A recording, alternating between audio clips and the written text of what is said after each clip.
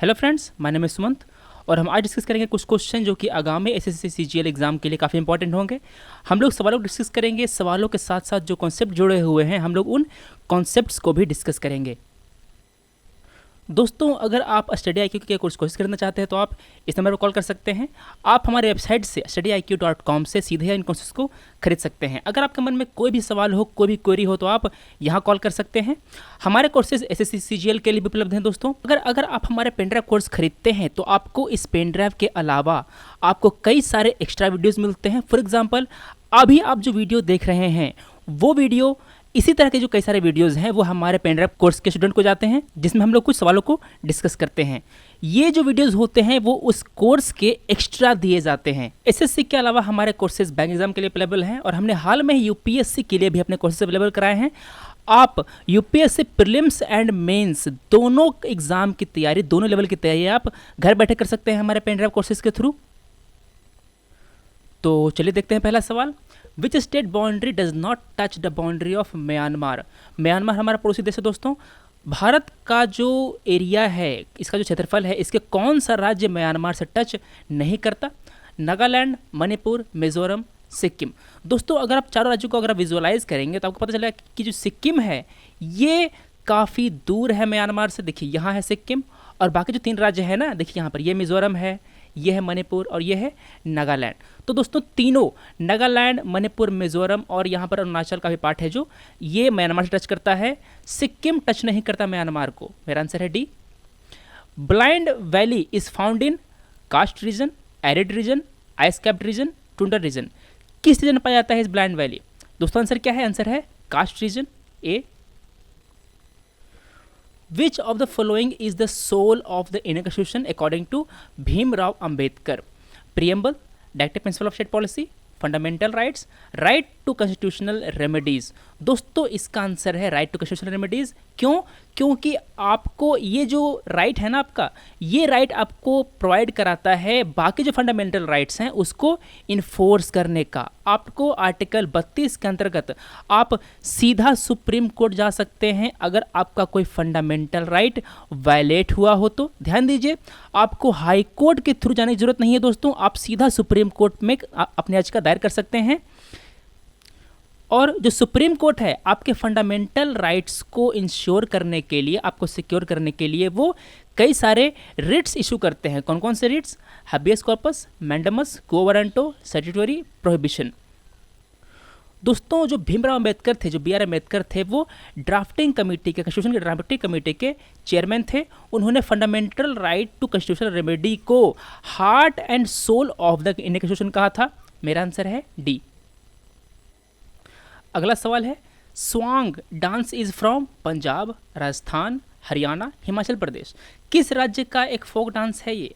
दोस्तों, ये जो फोक डांस है वो आपको राजस्थान में मिलेगा, हरियाणा में मिलेगा, उत्तर प्रदेश में मिलेगा और आपको मध्य प्रदेश का जो मालवा रीजन है आपको यहाँ भी देखने को मिलेगा। तो दोस्तों, इसका आंसर क्या हुआ? इसका आंसर हुआ Rajasthan and Haryana both. Answer is E, B and C are correct. दोस्तों, ये जो डांस होता है ये मेनली डायलॉग ओरिएंटेड होता है। इसमें जो डायलॉग होते हैं वो ज़्यादा प्रोमिनेंट होते हैं, वो डोमिनेट करते हैं मोमेंट को। इस डांस में आपको स्टोरीज मिलेंगी, जो फोक टेल्स होंगे वो मिलेंगे। और ये जो डांस होता है दोस्तों, ये ओपन एयर थिएटर में होता है, बीच में डांस होता है और बाकी जो लोग होते हैं ऑडियंस वो किनारे बैठे होते हैं। जैसे कि आप देख रहे हैं यहाँ पर, ये है स्वांग डांस। देखिए, ये जो मेंबर डांस कर रहे हैं और बाकी सब बाहर बैठे हैं। इस डांस का जो मॉडर्न फॉर्म है आप कैसा दिखेगा? तो दोस्तों, अभी मैंने डिस्कस किया स्वांग डांस। इसी की तरह जम्मू कश्मीर में एक डांस है रॉफ, जो कि ऐसे डांस किया जाता है।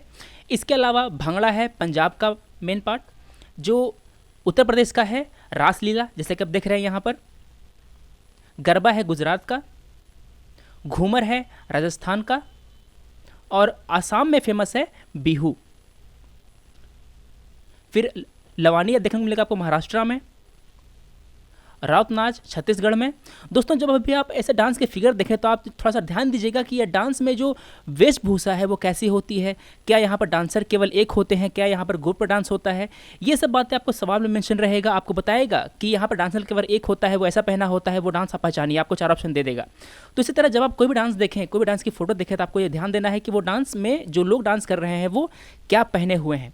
ये है घूमर जो कि उड़ीसा का फेमस डांस है। यह है पुलिकली केरला का।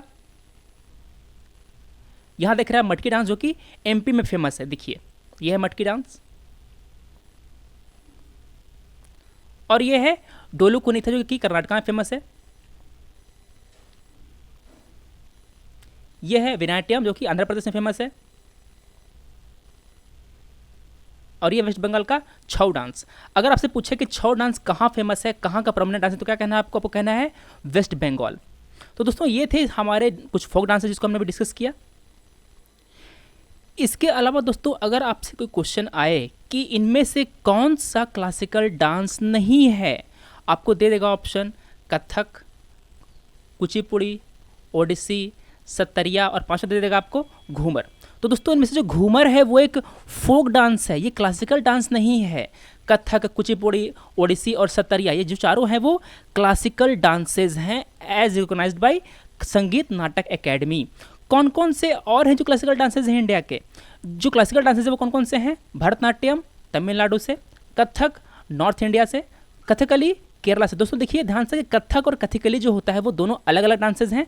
कथकली जो है वो केरला में फेमस है, कुचिपुड़ी है आंध्र प्रदेश, ओडिसी है नाम से पता चल रहा है उड़ीसा में, सत्तरिया को देखने को मिलेगा आपको आसाम में, मणिपुरी मणिपुर में और मोहिनीअट्टम ये है केरला में। दोस्तों यहाँ पर मैंने जो डांसेज हैं 8 डांसेज उसकी जो फोटो है मैंने आप डिस्कस किए हैं, देखिए यहाँ पर ये है भरतनाट्यम, ये है कथक, कथकली, कुचिपुड़ी। यहाँ पर ड्रेस पर ध्यान दीजिए कि ये जो वेशभूषा है ना ये कथकली की वेशभूषा होती है। कथकली कहाँ का डांसेस है? कथकली है केरला का, अभी मैंने बताया। ये देख रहे हैं आप कुचिपुड़ी, ये है ओडिसी उड़ीसा का, सत्तरिया देख रहे हैं आप ये असम का है, ये है मणिपुरी मणिपुर का, और ये मोहिनीअट्टम ये कहाँ का है? ये केरला का है। ठीक है, ये जो कथक है कहाँ का था? ये था नॉर्थ इंडिया का, आपको यूपी में देखने को मिल जाएगा। ये भरतनाट्यम कहाँ का है? ये तमिलनाडु का है। तो दोस्तों इसी तरह आपको जो डांसेज हैं ये कहाँ कहाँ के फेमस है आपको याद रखना है, इस पर सवाल काफ़ी ज़्यादा पूछते रहते हैं लोग। अगला सवाल देखते हैं, Which of the following statements is true about the Attorney General of India? He must have similar qualification as that of a judge of Supreme Court. जो भी व्यक्ति अटॉर्नी जनरल के पोस्ट पर नियुक्त किया जाएगा उसके पास सुप्रीम कोर्ट के जज के रूप में नियुक्त होने की क्वालिफिकेशन होनी चाहिए। सही है क्या? जी हाँ दोस्तों ये सही बात है। He has the right to take part in proceeding of the parliament. जी हाँ, वो पार्लियामेंट की प्रोसीडिंग में पार्ट ले सकता है, ये किसी भी हाउस में जाकर के पार्टिसिपेट कर सकता है, लोकसभा में हो या वो राज्यसभा में हो, कोई प्रॉब्लम नहीं है। मेरा सेकंड भी सही है। He has the right to be heard in all the courts in the territory of India. जी हाँ दोस्तों, वो वहाँ पर जाकर पार्ट ले सकता है, उसमें यहाँ पर सुन सकता है बातें जाकर के। तो मेरा ए बी सी तीनों सही है। मेरा आंसर क्या है? आंसर है D, all of the above. दोस्तों ये जो अटॉर्नी जनरल ऑफ इंडिया है इस पर अगर कोई क्वेश्चन आए कि इनमें से कौन सा पोस्ट हमारे संविधान में मेंशन्ड है, आपको दे दे ऑप्शन। पहला इलेक्शन कमीशन, दूसरा यूपीएससी, तीसरा अटॉर्नी जनरल ऑफ इंडिया, चौथा नन ऑफ द एबव। तो क्या कहना है आपको दोस्तों? इसमें जो इलेक्शन कमीशन है तो कॉन्स्टिट्यूशनल पोस्ट है ना। इलेक्शन कमीशन, यूपीएससी ये जो सब है वो संवैधानिक पोस्ट हैं। इलेक्शन कमीशन को, यूपीएससी को और अटॉर्नी जनरल को, तीनों को हमारे संविधान में मेंशन किया गया है। आंसर क्या है? आंसर है नन ऑफ द एबव। ठीक है, देखिए आर्टिकल जो 76 इसमें साफ कहा गया है कि president shall appoint a person, जो व्यक्ति होगा उसको अटॉर्नी जनरल के पोस्ट पर कौन अपॉइंट करेगा? राष्ट्रपति जी करेंगे। सिमिलर सवाल हो सकता है। उसके पास जो क्वालिफिकेशन होगी वो क्या होगी? उसके पास सुप्रीम कोर्ट का जज बनने की क्वालिफिकेशन होनी चाहिए। It shall be duty of the attorney general to give advice to the government of India. ध्यान दीजिए, गवर्नमेंट ऑफ इंडिया को एडवाइस देगा अपॉन सच लीगल मैटर, जो भी लीगल मैटर उसके सामने रखे जाएंगे बाय द प्रेसिडेंट, रिफर्ड और assign to him by the president. ठीक है, यहाँ पर संविधान में मेंशन कर दिया गया है कि उसके पास सभी कोर्ट में ऑडियंस का राइट होगा, right of audience in all court. Attorney general shall hold office during the pleasure of the president. राष्ट्रपति की जब तक इच्छा होगी वो अटॉर्नी जनरल को उसके पद पर रखने देगा, जब इच्छा नहीं होगी तो इसको हटा देगा। जनरली दोस्तों ये देखा गया है, जनरली ऐसा देखा गया है कि सरकार बदलने के साथ जो अटॉर्नी जनरल होते हैं वो चेंज कराते हैं। जो कांग्रेस था, जब सरकार थी आईएनसी की, तो जो अटॉर्नी जनरल था वो अलग था। अभी जब सरकार बीजेपी की है तो इसके जो अटॉर्नी जनरल है वो अलग हैं। अगर सरकार बनी रहेगी तो हो सकता है बने रहें, अगर सरकार अगर चाहे तो इसको चेंज कर सकता है, किसी को भी ला सकता है अटॉर्नी जनरल के पोस्ट पर। अगला सवाल देखते हैं, India shares longest international boundary with which country? Bangladesh, China, Nepal, Bhutan. इसको आप कैसे मेट करते हैं? देखिए, जो भूटान और नेपाल है दोनों छोटी छोटी कंट्री हैं, चाइना, बांग्लादेश बड़ी बड़ी कंट्री है, इसकी जो बाउंड्री है ज़्यादा लंबे हैं। तो आप नेपाल को और भूटान को आप एलिमिनेट कर सकते हैं। आपको चुनना है अब चाइना में और बांग्लादेश में। कई लोग ये सोचेंगे दोस्तों कि हमारा जो बाउंड्री है, देखिए ये है भारत, ऐसे है ना। कई लोग सोचेंगे ये कि भारत की जो बाउंड्री है वो पूरा यहाँ से यहाँ तक है, इसीलिए जो चाइना की बाउंड्री होगी भारत के साथ वो सबसे लंबी होगी। ऐसा नहीं है, बांग्लादेश और इंडिया की जो बाउंड्री है वो सबसे ज़्यादा लंबी है। ये जो बाउंड्री है वो 4096 किलोमीटर लंबी है, और जो इंडिया चाइना की बाउंड्री है ना, ये केवल 3488 किलोमीटर ही लंबी है। ठीक है, तो सबसे लंबी बाउंड्री कौन सी हुई? सबसे लंबी बाउंड्री हुई इंडिया बांग्लादेश की। आंसर है मेरा 1। लंबाई कितनी है? 4096 किलोमीटर लंबे सबसे लंबा है। Determined under Radcliffe award. दोस्तों जो रेडक्लिफ जो थे उन्होंने भारत, देखिए ये था भारत, ये था वेस्ट पाकिस्तान, ये है ईस्ट पाकिस्तान। तो जो कमेटी थी, रेडक्लिफ कमेटी थी, इन्होंने ही ये बाउंड्री बनाई थी। ये जो बाउंड्री है ना, इन्होंने ही बाउंड्री बनाई थी, इसलिए ये जो इंडिया बांग्लादेश का जो बॉर्डर है ना, ये रेडक्लिफ अवार्ड द्वारा ही डिटरमाइन किया गया था। अगर आप पढ़ेंगे इंडिया पाकिस्तान बाउंड्री तो वो भी किस द्वारा बनाया गया है? वो भी रेडक्लिफ अवार्ड के अंदर ही डिटरमाइन किया गया है। अब देखते हैं India Myanmar boundary. This boundary runs through along the watershed between Brahmaputra and Irrawaddy. Irrawaddy जो है वो रिवर है। It passes through thickly rain forested region. इसी कारण से दोस्तों जो जंगली इलाका है ना, वहाँ पे जो बाउंड्री है वो उसको डिमार्केट करने में काफ़ी प्रॉब्लम आती है। इसीलिए आपको इन एरिया में, हमें नॉर्थ ईस्ट के एरिया में जो इंसर्जेंसी है वो काफ़ी देखने को मिलती है। होता क्या है, देखिए ये है भारत, ये है यहाँ पर बांग्लादेश, ये है हमारा नॉर्थ ईस्ट का पार्ट। तो दोस्तों जो ये जो म्यांमार है और ये जो नॉर्थ ईस्ट है, होता क्या है कि जो इंसर्जेंट हैं वो आकर नॉर्थ ईस्ट में यहाँ पर आकर धमाका करते हैं और जो बॉर्डर है उसको पास करके उस साइड चले जाते हैं। तो जब वो बाउंड्री क्रॉस करके जब वो चले गए म्यांमार में, तो क्या हुआ, वो हमारे पहुंच से दूर निकल गए, वो हमारी जो टेरिटरी है, हमारा जो सेक्शन है उससे बाहर निकल गए। इसी कारण से हम लोग उसको पकड़ नहीं पाते, इसलिए हमें म्यांमार सरकार की हेल्प लेनी पड़ती है।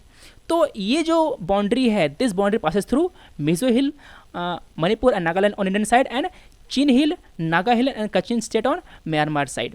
अब देखते हैं इंडिया श्रीलंका की बाउंड्री। ये जो देखिए इंडिया और श्रीलंका की जो बाउंड्री है वो डायरेक्ट बाउंड्री नहीं है, बीच में पड़ता है पानी। तो India Sri Lanka separated from each other by a narrow and shallow sea. नाम क्या है? पल्क स्ट्रेट।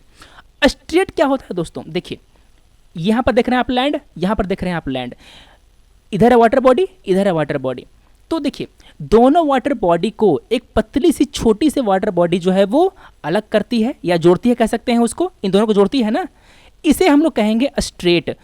तो जो पल्क स्ट्रेट है आपको देखने को मिलेगा यहाँ पर, जो पल्क स्ट्रेट जो है ना वो इंडिया और श्रीलंका के बीच में काम करती है बाउंड्री का। अब आते हैं हम इंडिया चाइना बाउंड्री पर। जो इंडिया और चाइना के बीच की बाउंड्री है वो सेकंड लॉन्गेस्ट बाउंड्री है। 5 स्टेट जो हैं इंडिया के वो चाइना को टच करते हैं, जम्मू एंड कश्मीर, हिमाचल, उत्तराखंड, सिक्किम एंड अरुणाचल प्रदेश। जो इंडिया चाइना की बाउंड्री है उसको हम 3 सेक्टर में डिवाइड करते हैं, western sector, middle sector and eastern sector जो कि अरुणाचल वाला है। अब आते हैं इंडिया नेपाल बाउंड्री। ये क्या है दोस्तों? ये एक ओपन बाउंड्री है, ये पोरस 1 है। यहाँ से आप जो नागरिक हैं वो आराम से आ जा सकते हैं। यहाँ पर अनरिस्ट्रिक्टेड मूवमेंट है ऑफ गुड्स एंड पीपल। देखिए जो गुड्स ऑन पीपल है वो नेपाल से बिहार में आ सकते हैं, बिहार से नेपाल में आ सकते हैं। यहाँ पर ओपन बॉर्डर है हमारा नेपाल के साथ। इंडिया भूटान ये क्या है? ये काफ़ी पीसफुल बॉर्डर है, यहाँ पर कोई बाउंड्री डिस्प्यूट नहीं है हमारा भूटान के साथ। जो इंडिया और चाइना है इसके साथ डिस्प्यूट है, इंडिया और पाकिस्तान है इसके साथ डिस्प्यूट है, भूटान के साथ हमारा कोई डिस्प्यूट नहीं है। देखिए इंडिया पाकिस्तान का जो बाउंड्री है वो किसको दिया गया था? वो दिया गया था रेडक्लिफ अवार्ड के द्वारा, इसमें आपको बताया। ध्यान दीजिए इंडिया और बांग्लादेश की बाउंड्री और इंडिया और पाकिस्तान की बाउंड्री दोनों आती है रेडक्लिफ अवार्ड के अंतर्गत। कौन थे रेडक्लिफ? ये थे Cyril Radcliffe was the chairman of this Radcliffe committee. जो जम्मू कश्मीर का जो एरिया है, ये जो बाउंड्री जम्मू कश्मीर की और हमारे जो सरक्रिक का जो एरिया है, ये दोनों डिस्प्यूटेड रीजन है। देख रहे हैं आप यहाँ पर, ये देख रही है आप, ये सरक्रिक है यहाँ, ये वाला। तो दोस्तों ये तो हो गई बाउंड्री इंडिया की हमारे पड़ोसी देशों के साथ। कई बार दोस्तों क्वेश्चन पूछते हैं जो फेमस बाउंड्री है उस पर, फॉर एग्जांपल ड्यूरेंट लाइन, ये जो बाउंड्री है वो है पाकिस्तान और अफगानिस्तान के बीच में। जो मैकमोहन लाइन है ये बाउंड्री है हमारी इंडिया और चाइना के बीच में, जिसको चाइना अप्रूव नहीं करता, ये कहता है कि हम इसे नहीं मानते। जो 24th पैरेलल है ये दोस्तों ये लाइन है इंडिया और म्यांमार के बीच में।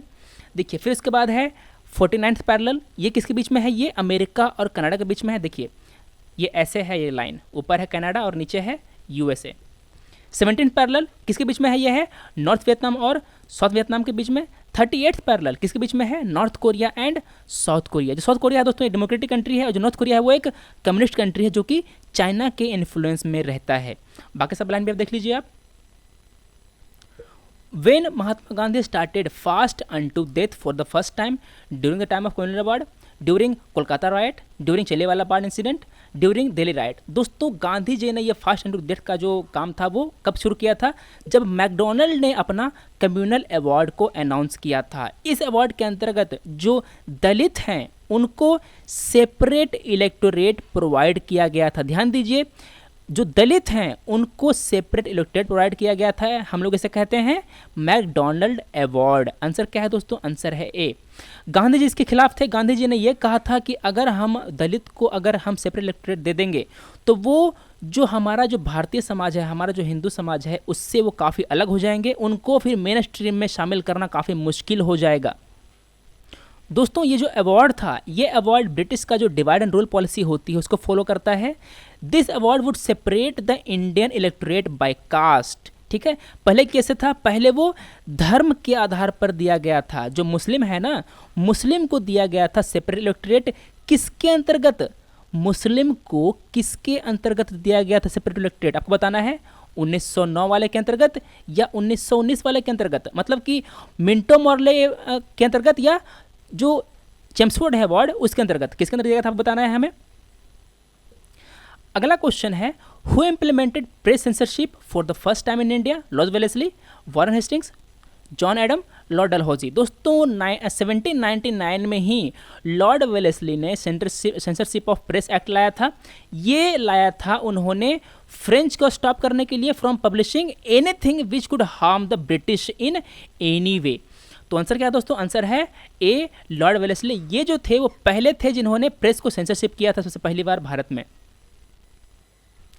अगला सवाल देखते हैं, अ क्लोज्ड इकोनॉमी, ये जो वर्ड इसका मतलब क्या है, इकोनॉमी क्लोज है, इसका मतलब क्या है। हम लोग काफ़ी समय सोचते हैं, सुनते हैं, जो नेताजी के भाषण होते हैं, जो पेपर होता है उसमें कि इंडिया जो है वो काफ़ी ओपन हो रहा है, हमारी जो इकोनॉमी, जो इंडियन इकोनॉमी है वो काफ़ी ओपन हो रही है। इसका मतलब क्या है, क्लोज्ड इकोनॉमी का मतलब ये है कि हम बाहर के जो देश हैं, हम जो बाहर की जो इकोनॉमी है उससे हम लेन देन नहीं रखते, उससे हम ज़्यादा माल इंपोर्ट नहीं करते, हम ज़्यादा माल एक्सपोर्ट नहीं करते।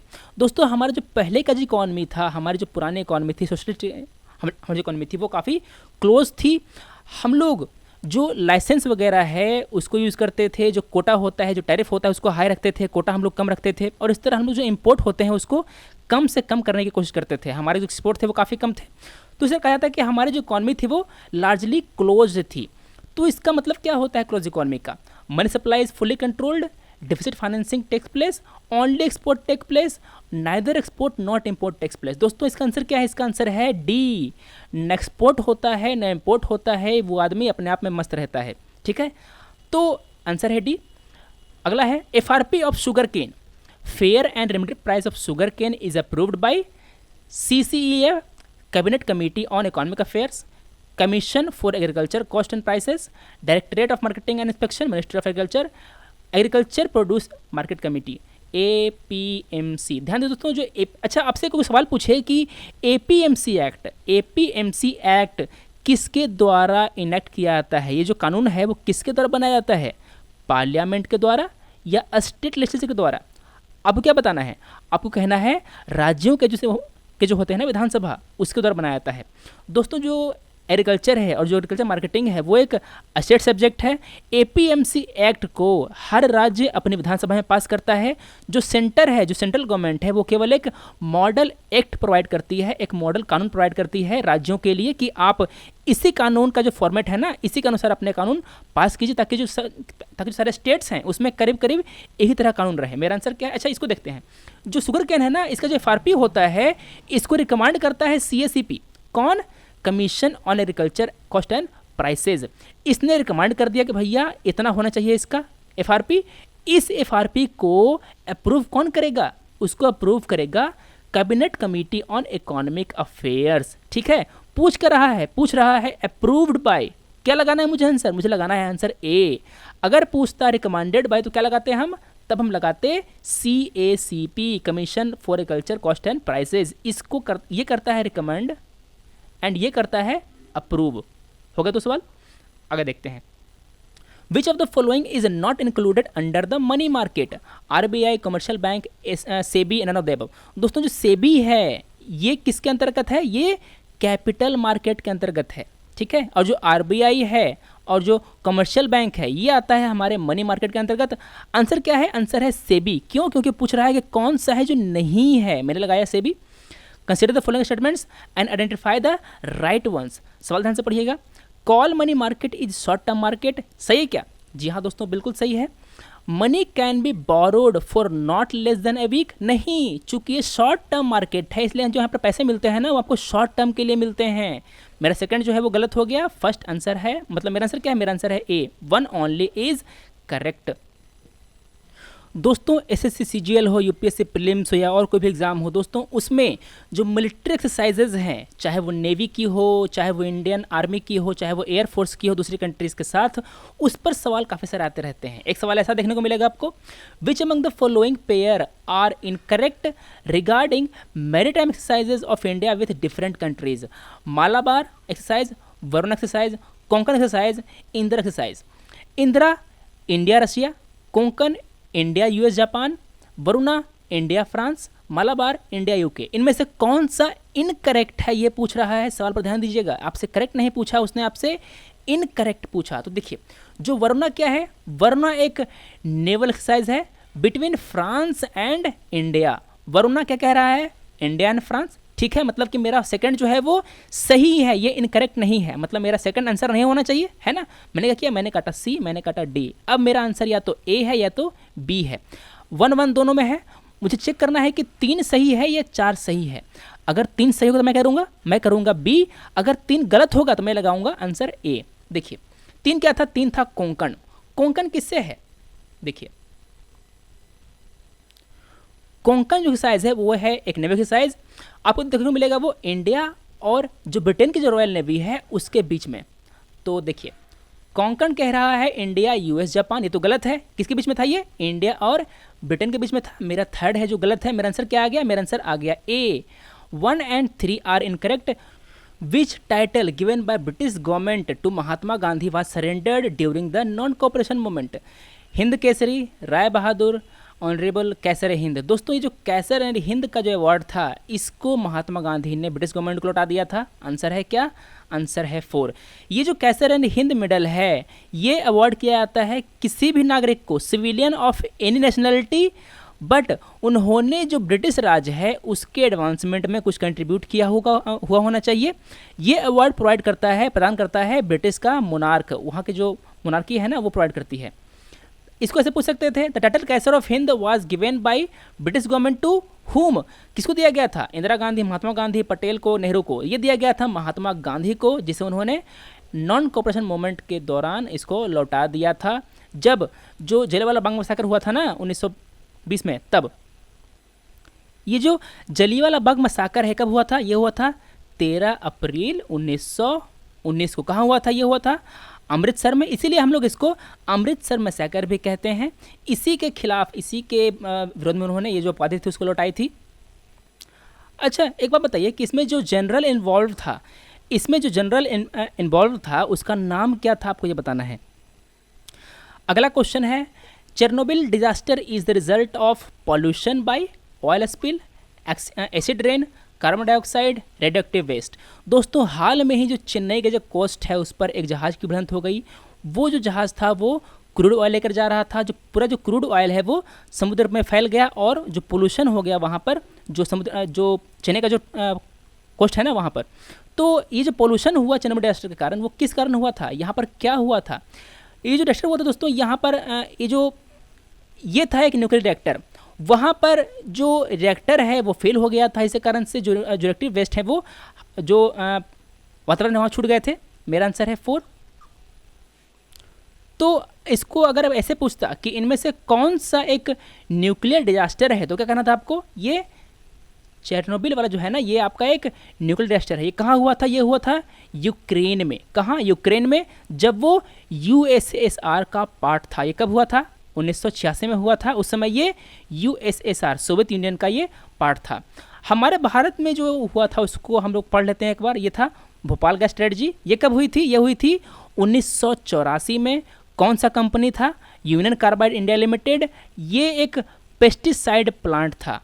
कौन सा गैस लीक हुआ था? इसमें कई सारे गैस लीक हुए थे। इसमें जो मेन था वो क्या था? वो था MIC gas, methyl isocyanate gas, and other chemical gases. ये जो हुआ था वो हुआ था भोपाल में, जो कि मध्य प्रदेश में है, इसकी राजधानी है। अगला सवाल है, what gives hardness to stainless steel? Zinc, lead, carbon, tin. Factual question है दोस्तों, इसका आंसर है कार्बन। कार्बन जो है वो स्टेनलेस स्टील को हार्डनेस देता है। जो काटने वाली धातु जो होते हैं औजार, जो काटने वाली होती हैं, जो कटिंग टूल्स होते हैं, वो किसके बने होते हैं? वो बने होते हैं हाई कार्बन स्टील के। किसके? हाई कार्बन स्टील के। दोस्तों कई सारे जो एग्जाम होते हैं उसमें क्वेश्चन आते हैं सीधे जो एलॉय होते हैं उससे। फॉर एग्जांपल जो पूछते हैं कि जो सोल्डर है, सोल्डर में कौन कौन सा होता है? उसमें होता है SN एंड PB। अगला है स्टील, इसमें होता है iron and carbon. Stainless steel में क्या होता है? स्टेनलेस स्टील में होता है आयरन, क्रोमियम एंड निकेल। ड्यूरेलियम में क्या होता है? ड्यूरेलियम में होता है एल्यूमिनियम, कॉपर, मैग्नीशियम, मैंगनीज। ये सब चारों होते हैं इसमें। इसके इस्तेमाल क्या क्या है? ड्यूरेलियम का इस्तेमाल होता है एयरक्राफ्ट मैन्युफैक्चरिंग में। जो सोल्डर इसका इस्तेमाल होता है मेटल को सोल्डिंग करने में। स्टील का इस्तेमाल कहाँ होता है? स्टील का होता है नेल्स में, स्क्रू में, ब्रिजेस में। स्टेनलेस स्टील कहाँ होता है? इसका मतलब होता है काम जो बर्तन होते हैं उसमें बनाने में, जो चाकू होते हैं उसको बनाने में। देखिए आपको ऐसे क्वेश्चन पूछ सकते थे कि अभी सबसे ज़्यादा स्टील प्रोड्यूस करने वाला कंट्री कौन सा है 2016 में? Largest stainless steel producer country कौन सी है? India, Japan, US, China. सबसे ज़्यादा प्रोड्यूस करता है चाइना, इसके बाद नंबर है इंडिया का। इंडिया है जो सेकंड लार्जेस्ट प्रोड्यूसर था 2016 में, पहले नंबर पर था चाइना।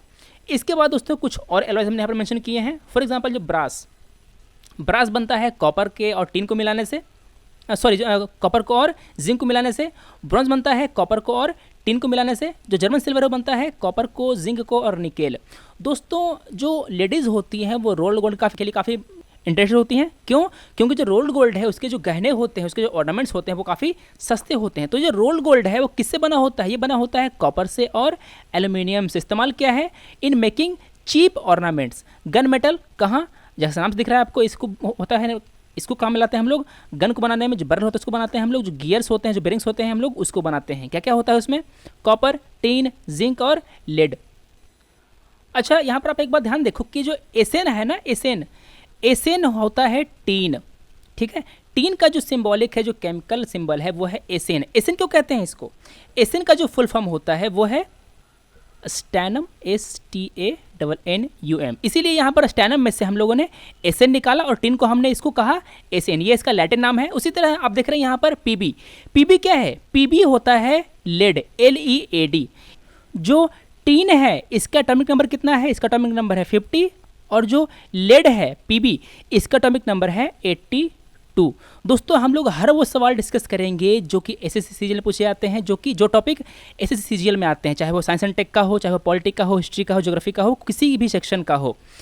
अब देखते हैं हम लोग मोनल मेटल ये किसके बना होता है? ये होता है कॉपर से, ये होता है निकेल के मिक्सर से बना हुआ। इसका यूज़ है rose metal, duralumin, aluminium, copper, manganese and magnesium.